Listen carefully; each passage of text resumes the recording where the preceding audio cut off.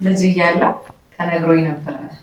ስታድግ ውሸት እንደሆነ ዲስከቨር ያደረገው ነገር ምንድን ነው?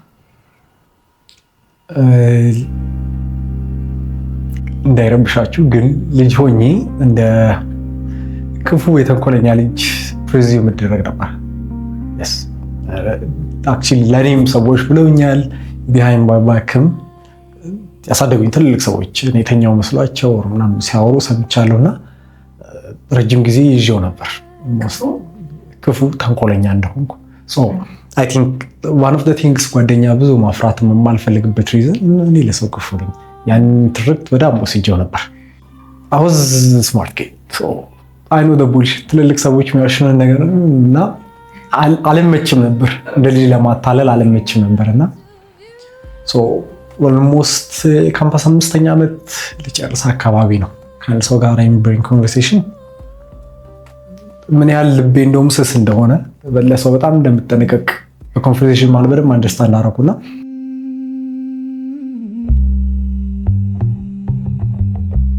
አሁን ያላችሁ ባህሪና እሴት ከአካባቢያችሁ የወረሳችሁት ቢሆንስ? በዛሬው ክፍል የማህበረሰብ ድርሻ የላቀ እንደሆነ የሚጠቁም ትንተና ሊያስቃኘን ኤፍሬም አብሮን አለ።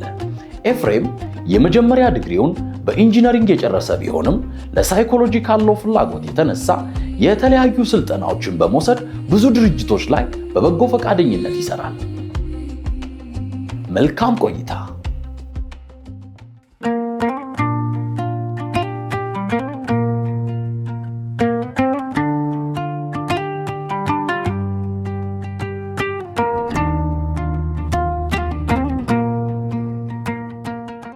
ጆን ሉክ የ17ኛው ክፍለ ዘመን የሰጠን የኢንላይትመንት ቲንከርስ መሃል ስሙ በትልቅ የሚነሳ ሰው ነውና ጆን ሉክ በሙያ የሕክምና ትምህርትን የተከታተለ እዛ ላይም ደግሞ በደንብ የሰራ ሰው ነው። ከዛ ውጪ ግን በዘመኑ የነበሩ ሀሳቦችን በመሞገት አዳዲስ ሀሳቦችን ለማምጣት በጣም የታገለ ሰው ነው። ትምህርቱን ጥሩ የሚባሉ ትምህርት ቤቶች የተከታተለ በህይወትም ትልልቅ የመንግስትም ከዛ ደግሞ የግልም ስራዎቹ ላይ ትልልቅ ቦታ ላይ የነበረ ሰው ነው። በነበረበት ዘመን ስራዎቹ ያን ያህል ተቀባይነት አግኝተዋል ብዬ አላምንም። ከሞተ በኋላ ካረፈ በኋላ ግን የእሱ ስራዎች እንደ ግብአት በደንብ ብዙ ሰዎች ተጠቅመውታልና ጆን ሉክ ኢንትረስቲንግ የሆነ በጣም በዘመኑ ቀድሞ ሀሳቦችን የሞገተና ያሳለፈ ሰው ነው ብዬ አስባለሁ። በፊት የነበሩ ሰዎች በውልደታቸው ወይም ደግሞ በተወለዱበት እርግማንም ይሁን ምርቃት ውልደታቸው ላይ የሚወሰን ነው የሚል አመለካከት ነበር። እሱ የነበረበት ዘመን ግን የትምህርት ቤቶች መስፋፋት፣ የቴክኖሎጂ መስፋፋት ለውጥን በጣም አመጣና ጆን ሉክ ምን አይነት ሀሳብን ይዞ መጣ? ለነገው ማንነታችን ለእኛነታችን ውልደታችን ላይ ያለው ነገር ብቻ ሳይሆን እንደውም ከውልደታችን በኋላ አስተዳደጋችን፣ ዙሪያችን ያሉ ሰዎች፣ ትምህርታችን፣ ማህበረሰባችን ይቀርጸናል፣ ይሰራናል እንጂ ውልደታችን እርግማንም በረከትም ይዞልን አይመጣም የሚለውን ሀሳብ በደንብ ይዞት የሰራበት ሰው ነው። ይህንን ቲዮሪንም ደግሞ ሲደግፍ የሰው ልጆች ወይም ደግሞ ህፃናት ነጭ ወረቀቶች ናቸው የሚል አገላለጽ ይገልጻል። ይህንንም በሳይኮሎጂካል ተርም ወይም ደግሞ እሱ ብለን ታቡላ ራሳ ብሎ ይገልጸዋል። ነጭ ወረቀቶች ናቸው ሲል ሀሳባቸው፣ ስሜታቸው፣ እውቀታቸው፣ አመለካከታቸው ከውስጣቸው የሚመነጭ ሳይሆን እንደውም ከተወለዱ በኋላ ያሳደጋቸው ማህበረሰብ፣ የኖሩበት ቤት፣ የኑሮ ሁኔታ፣ ትምህርታቸው ይወስነዋል። ስለዚህ ልጆች በሚያልፉበት መንገድ የሚሰሩ እንጂ ፕሪፕሮግራም እንደሆነ የሚመጡ ልጆች አይደሉም ብሎ ያምናል። ይህ አመለካከቱ ኢንቫይሮንመንታሊዝም በመባል ይታወቃል።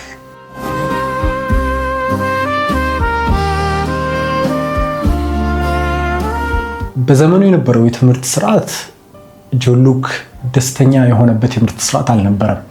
ይህንንም በቲዮሪው ላይ ብቻ ሳይሆን በግል ህይወቱም ላይ እናያለን።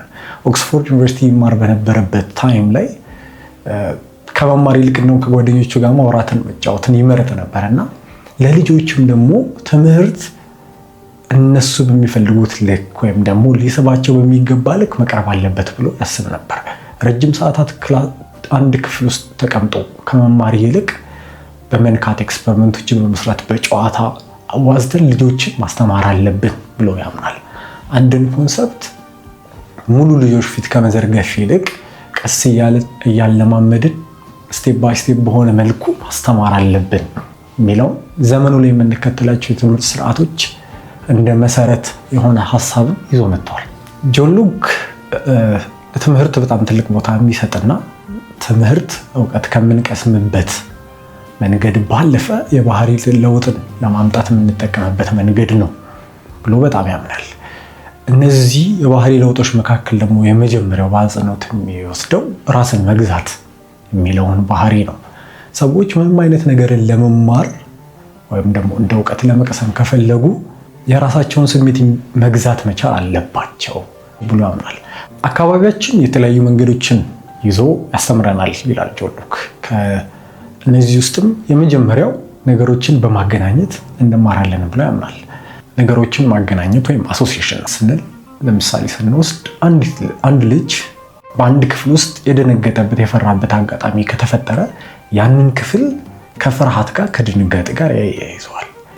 ነገሮችን በማገናኘት ወይም ደግሞ ሁለትን የተለያዩ ነገሮች ነገር ግን እኛ ከደረስንበትና ካለፍንበት ነገር አንጻራዊ ኤክስፒሪየንስ አንጻር ስናገናኛቸው በማገናኘት መማር የመጀመሪያው ኮንሰፕት ነው ማለት ነው። ከዛ በኋላ ሁለተኛው ደግሞ ድግግሞሽ ወይም ሪፒቲሽን የምንለው አንድን ነገር ወደ ልማድ አንድን ድርጊት ወደ ልማድ ለመቀየር ደጋገም ማድረግ አለብን ይላል። ይሄ ልማድ ወደ ባህሪነት ይቀየራል። ባህሪ ከሆነ በኋላ ደግሞ ማድረግ የማንችልበት ሁኔታ ውስጥ እንገባለን ማለት ነው። ስለዚህ ትምህርት ስርዓት አንዱ ነገሮችን ድግግሞሽ ደግመን ደጋግመን በማድረግ ባህሪ በማድረግ ልማድ በማድረግ እንማራለን ይላል። ለምሳሌ ዴይሊ ሩቲኖቻችን መካከል ጠዋት ተነስተን ፊቶቻችንን መታጠብ፣ ጥርሶቻችንን መቦረሽ የሚመስሉ ሩቲኖችን የመጀመሪያ ቀን እንማራለን፣ ሁለተኛ ቀን እንደግማለን፣ ሶስተኛ ቀን እያለን ያ ድግግሞሽ ልማድ ይሆናል። ያ ልማድ ባህሪ ይሆናል። አንድ ቀን ተነስተን ያንን ነገር ለማቋረጥ ይከብደናል። ስለዚህ በዛ ሂደት ውስጥ መማር እንችላለን ማለት ነው። በሶስተኛነት ያነሳው ኢሚቴሽን ወይም ደግሞ በምሳሌ መማር፣ ያየነውን ነገር በመድገም መማር ይላል። ይህም በተለይ ልጆች በጣም በዚህ ላይ ይታወቃሉ። ባህሪያትን፣ አመለካከትን በዙሪያቸው ካሉ ትልልቅ ሰዎች ከአሳዳጊዎቻቸው እነዛን ባህሪያት በመውሰድ ተጨቃጫቂ የሆነ ቤተሰብ ውስጥ ያደጉ ልጆች ተጨቃጫቂ መሆንን፣ ፍቅርን፣ ሰላምን ያለበት ቤት ውስጥ ያደጉ ልጆች ያንን መፈለግን ያሳያሉ። ይህም የመድገም ያየነውን ነገር ድጋሚ የማድረግ ፍላጎታችን በዛ ውስጥ መማርን ያሳያል። መጨረሻ ላይ ደግሞ ሽልማትና ቅጣት። ይህ ዛሬም ድረስ በደንብ በሰፊ ተግባራዊ የተደረገበት ያለ የትምህርት የመማሪያ ዘዴ ሲሆን ማህበረሰባችን መልካም የሚላቸውን ባህሪያት በመሸለም እናቶቻችን፣ አባቶቻችን፣ አሳዳጊዎቻችን ሊሆን ይችላሉ ደግሞ ያልፈለጉትና ልክ አይደለም የሚሉትን ባህሪያትን ደግሞ በመቅጣት ቅርጽ እንዲይዝ ባህሪዎቻችን እንዲስተካከሉ ያደርጋሉ ማለት ነው። ሉክ ሽልማትና ቅጣትን እንደ ማስተማሪያ መንገድ ሲያቀርብ ልክ ያልሆኑ ሽልማትና ቅጣቶችም እንዳሉ ግን በአጽንኦት ያስተምራል። ይቅርታ፣ ሻይ ቡና ይምጣል? ቡና በጣም ደስ ይለኛል። የምንለቃቸው ቪዲዮዎች በቀላሉ ማግኘት ሰብስክራይብ ማድረግ እንዳይረሱ። ሐሳብ አስተያየቱን በኮመንት መስጫው ስር ያስቀምጡልን። በተጨማሪም በዚህ ኢሜል ሊያገኙን ይችላሉ። ወደ ቪዲዮ እንመልሳችሁ። አላስፈላጊ ቅጣትና ሽልማት የሚላቸው ሽልማቶች ስንጀምር ጣፋጭ ከረሜላ፣ ገንዘብ የመሳሰሉ ቀጣይነት ትርጉም የሌላቸው ሞመንተሪ የሆኑ ሽልማቶች ቀጣይነት ያለው ባህሪን ለማስረጽ አመቺ እንዳልሆኑ ይበልጥ ግን ከነሱ ይልቅ ሙገሳን፣ ልጆችን ማሞካሸት፣ በጥሩ ማንሳትን ብለን ብንቀይር ብሎ ያነሳል። እንበልና አንድ ልጅ ፍራፍሬ እንዲሰጠው በትህትና ሲጠይቅ የሚሰጠው ፍራፍሬ ብቻ ሳይሆን ወይም የፈለገው ነገር የሚበላው ነገር ብቻ ሳይሆን ትህትናን ስለተላበሰ ሙገሳ ይቀርብለታል። ጥሩ እንዳደረገ እናሰርጻለን። ያ ቀጣይ በሚኖሩን ኢንተራክሽኖች፣ ቀጣይ በሚኖሩን ግንኙነቶች ውስጥ ለልጆቹ ኤግዛምፕል ሴት እያደረገ ምሳሌ የሆኑ የሚቀጥል ፋውንዴሽን ይሆናል ማለት ነው። ጥፋቶች ደግሞ ስንቀጣ ቅጣቶቻችን ልጆችን ማስደንገጥና መረበሽ ውስጥ ከከተቱ ይህንን ስሜት በያዙበት ሁኔታ ለማስተማር አይመችም ብሎ ያስተምራል። ይህንንም እንደ ምሳሌነት ሲጠቀም የሚንቀጠቀጥ ወረቀት ላይ ለመሳል አይመችም፣ ስተብል መሆን አለበት። ስለዚህ ጣቶቻቸው አካላዊ ጉዳት የሚያደርሱ ልጆችን መረበሽና ጭንቀት ውስጥ የሚከቱ ሳይሆን ኮንስትራክቲቭ የሚሆኑ መሆን አለባቸው ይላል። ይህንንም ሲል ጥፋቶችን አጥፍተው እውቅናን አለመስጠት፣ ለዛ ጥፋት እውቅና አለመስጠትን ይበልጥ ያበረታታል። ልናስተላልፍ የፈለግነው መልእክት፣ ልናስተምር የፈለግነው ትምህርት ልጆቹ ጋር እንዲቀር የሚያደርጉ አይነት ቅጣቶች መጠቀም እንዳለብን በይበልጥ ያስተምረናል። ሎክ ለወላጆች የሰጠው ምክር ምንድነው? ህጎችን በሚያወጡበት ጊዜ ልጆቻቸውን በሚያሳድጉበት ስርዓት ውስጥ ህፃናት ናቸው በማለት ሀሳባቸውን መቀየር እንደሌለባቸው በጣም በአጽንዖት ያስተምራል። አንድን ህግ ወይም አንድን ትዕዛዝ ወላጆች ሰጥተው ሳለ ልጆችን አለቀሰ ወይም ደግሞ ሌላ ነገር አደረገ ብለው ሀሳባቸውን የሚቀይሩ ከሆነ ይህ ባህሪ ወይም ደግሞ ይህ አመለካከት ልጆቹ ጋር በቀጣይነት ያድጋል። ስለዚህ በሚያድጉበት ሁኔታዎች ውስጥ በማልቀስ ወይም ደግሞ ሌላ ነገሮችን በማድረግ የወላጆቻቸውን ሀሳብ ለማስቀየር ይሞክራሉ። ነገር ግን ወላጆች ያመኑባቸው ነገሮች በጣም በትክክል ቆራጥ በሆነና የማያወላውል ውሳኔ መከተል አለባቸው። በተጨማሪም ደግሞ በሁለተኝነት የመከረው ምክር ለህፃናት የምንሰጣቸው ህጎችና ትዕዛዞች አንዳንዴ አብስትራክትና የሚበዙ ይሆናሉ። ልጆች ይህንን ሳይረዱ ቀርተው ጥፋት ሲያጠፉ ወዲያው መቅጣት ልጆቹን አላስፈላጊ የሆነ አስተሳሰብ ውስጥ የሚከት ይሆናል። ስለዚህ ጆን ሉክ የሰጠን ምክር ምን ይመስላል? አድርግ አታድርግ ከሚለው ባለፈ በምሳሌነት ይማራሉ። ወላጆች የሚፈልጉትን ሀሳብ፣ የምንፈልጋቸውን ባህሪያት እኛም ደግሞ ማንጸባረቅ፣ በዛ ውስጥ ልጆች ከአድርግ አታድርግ ህግ ባለፈ በትክክል በምሳሌ ነገሮችን ይማራሉ። በምሳሌ ነገሮች ወደ ውስጣቸው ይገባሉ ማለት ነው። ሉክ በጣም የሚደንቅበት አንዱ ስራ የሽልማትና ቅጣት ሀሳብ ልጆች በዛ ውስጥ መማር እንደሚችሉ ማንሳቱ ዛሬም ድረስ ሞደርን ኤጁኬሽን ላይ ዛሬም ድረስ የምንጠቀመው ትምህርት ቤቶች ካሪኩለሞች የሚጠቀሙት ያስተማመር ስልት ሆኗል። በሁለተኛ ደረጃ ከትምህርት ወይም ደግሞ የምንማረው ከማህበረሰብ እንደሆነ በጣም በአጽንኦት አስተምሯል። ይህም ልጆች በዙሪያቸው ያለ ማህበረሰብ፣ ወላጅ፣ አሳዳጊ ወይም ደግሞ የእድገት ሁኔታቸው ማንነታቸው ላይ ለውጥ እንዳለውና ተጽዕኖ እንዳለው በትክክል እንድንረዳና ዛሬም ድረስ ተጠንቅቀን እነዚህን ነገሮች እንድናደርግ አስፈላጊ የሆነ መሰረት ትቶ አልፏል። ሎክ ኢንቫይሮንመንታሊዝም ቲዎሪን ጠቅለል ሲያደርገው ልጆች እንደ ሸክላ ጭቃ ናቸው፣ ወደ ፈለግነው ቅርጽ ማስያዝ እንችላለን ወይም ሞልድ እናደርጋለን ይላል። ባዶ ወረቀቶች ናቸው። የምንፈልገውን ነገር ልክ ነው ብለን ያመንበትን ነገር ሁሉ እንጽፍባቸዋለን ይላል።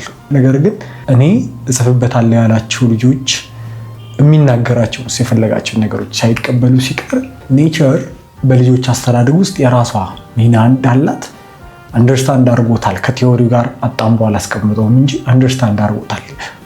እሱ ይዞት የመጣው ሀሳብና ቲዎሪ ክፍተቱን በነበረበት ጊዜ በደንብ አይቶታል። በተጨማሪም እድሜ ይዟቸው የሚመጣ ለውጦችና ባህሪያትን ለመቆጣጠርና ለመቅረጽ በጣም ሲቸገር ሎክ ያንን አግኝቷል።